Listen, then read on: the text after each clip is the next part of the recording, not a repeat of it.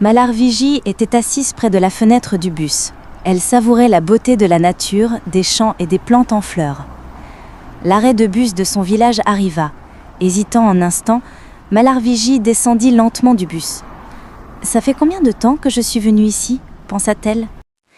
Ses pas avançaient lentement dans les rues poussiéreuses du village. La poussière lui rappelait des souvenirs d'enfance. Sur le chemin, elle aperçut un vieil homme nommé Kandasamy, la tête enveloppée d'une serviette. « Est-ce le chemin pour Katour, monsieur ?» demanda-t-elle. Lorsqu'il lui indiqua le chemin, Malarvigie le remercia et reprit son chemin. Sa voix douce la réconforta. À la lisière des champs, la couleur verte rafraîchissait ses yeux.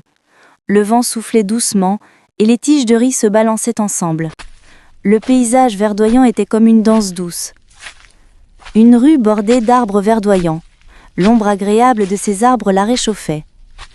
Oubliant l'agitation de la ville, la douce brise du village la caressait profondément. Elle traversa les rues du village, admirant les belles maisons colorées.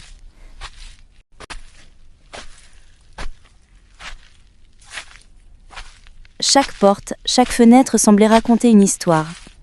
Soudain, un léger « miaou » retentit du toit d'une maison. C'était un chat noir. Ce léger son ajouta à sa paix intérieure. En reprenant sa marche, elle aperçut l'école primaire du village où elle avait étudié. Ce vieux bâtiment lui rappelait les chants de l'école et les jeux avec ses amis. Un peu plus loin, elle fut ravie de voir une poule et ses poussins dorés courir et jouer par terre. Cette légère excitation lui fit sourire. En marchant ainsi, elle atteignit enfin la maison de sa grand-mère Vali. Bien que petite, elle était emplie de paix intérieure. C'est la porte de l'affection. C'est avec une grande joie que Malarvigie entra dans la maison. À sa vue, grand-mère Vali accourut et serra sa petite fille dans ses bras avec amour. La maison revit.